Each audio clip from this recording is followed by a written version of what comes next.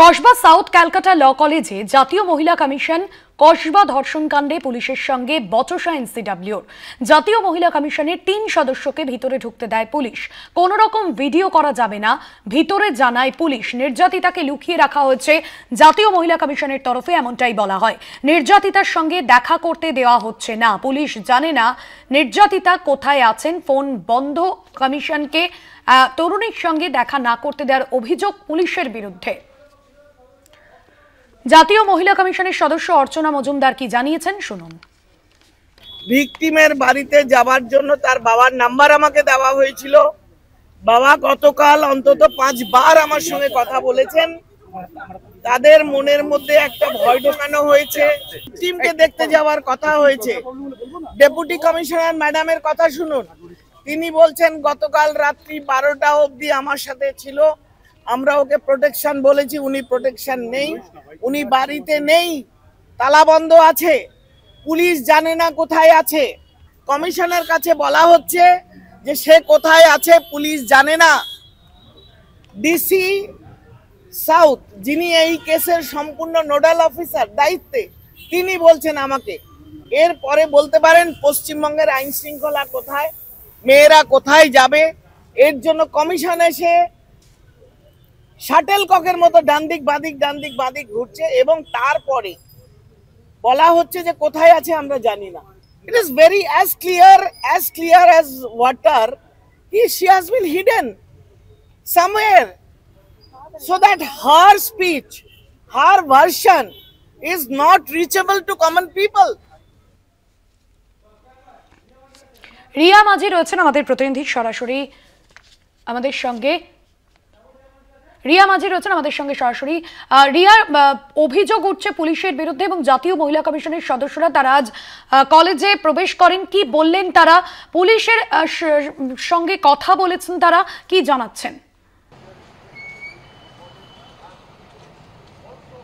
দেখো, তোমায় জানিয়ে রাখবো যে এনসিডব্লিউর প্রতিনিধিরা তারা আজকে সকালেই আসেন এই কলেজে এবং কলেজে এসে তারা ভিতরে ঢুকতে চায় এবং ভিতরে ঢুকে তারা এই প্লেস অফ অকারেন্সের ভিডিও বানাতে চায় এবং সেখানেই কিন্তু পুলিশ বাধা দেয় এবং পুলিশের সঙ্গে সেখানেই বচসা তৈরি হয় এনসিডব্লিউ সদস্যদের সঙ্গে।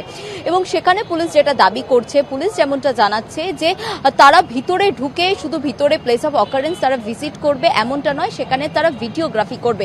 যেই ভিডিওগ্রাফি করতে দেওয়া যাবে না তদন্ত বলে এমনটাই কিন্তু পুলিশের তরফ থেকে জানানো হয়। কিন্তু এনসিডব্লিউর সঙ্গে এই নিয়েই তারা বচসায় জড়ায় এবং বচসায় জড়ানোর পরেই তারপরে এনসিডব্লিউর তরফ থেকে দিল্লিতে ফোন করা হয়, ফোন করে পুরো বিষয়টা জানানো হয়, কারণ এনসিডব্লিউ এমনটাই দাবি করেছেন। অন্যদিকে পুলিশ বলেছিল যে যদি তারা এমনি ঢুকতে চায়, যদি তারা গিয়ে শুধুমাত্র ভিজিট করে চলে আসে তাহলে তাদের কোনো রকম অসুবিধা নেই, কিন্তু যদি তারা ভিডিওগ্রাফি করতে চায় এটা প্রোটোকল এবং ল অনুযায়ী সেটা করতে দেওয়া যায় না। প্লেস অফ অকারেন্সের ভিডিও কেউ করতে পারে না এভাবে। এবং পরে কিন্তু সেই বিষয়টাতেই মান্যতা দেয় এনসিডব্লিউ এবং তারা ভিতরে ঢোকেন। ভিতরে ঢুকে তারা ভিজিট করে প্লেস অফ অকারেন্স, তারপরে সেখান থেকে তারা বেরিয়ে আসেন। কিন্তু বেরিয়ে আসার পর তাদের যে তারা যে দাবি তোলেন যে কোথায় রয়েছে এই ভিকটিম, কোথায় রয়েছে তারা জানেন না এবং বারবার তারা ফোন করছেন, তাদেরকে সেই ভিকটিমকে পাওয়া যাচ্ছে না এবং ভিকটিমকে লুকিয়ে রেখেছে পুলিশ বলে এমনটাই কিন্তু দাবি করে এনসিডব্লিউর তরফ থেকে। অন্যদিকে পুলিশের মতে, পুলিশ যেমনটা জানায় বা পুলিশ সূত্র মারফত আমরা যেমনটা জানতে পারি যে পুলিশ বলে যে এনসিডব্লিউকে এই ভিকটিমের সমস্ত ডিটেলস শেয়ার করা হয়েছে, তার বাবার নাম্বার থেকে আরম্ভ করে তার বাড়ির অ্যাড্রেস থেকে আরম্ভ করে সমস্তটা শেয়ার করা হয়েছে। কিন্তু তারপরেও এনসিডব্লিউ কেন এইরকম দাবি করছে সেটা তাদের জানা নেই। তবে এনসিডব্লিউর তরফ থেকে পুলিশকে জানতে চাওয়া হয় যে এই ভিকটিম কোথায় রয়েছে।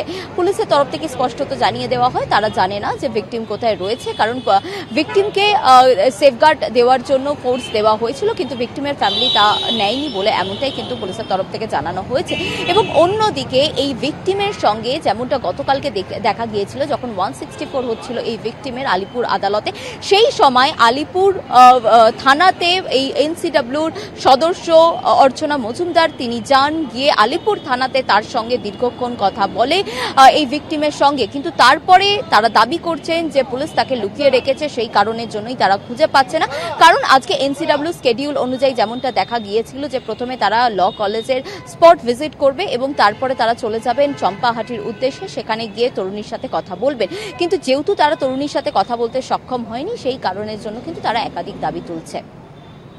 একদমই ধন্যবাদ জানাবো রিয়া, সরাসরি ছিলেন আমাদের প্রতিনিধি রিয়া মাঝি কসবা থেকে।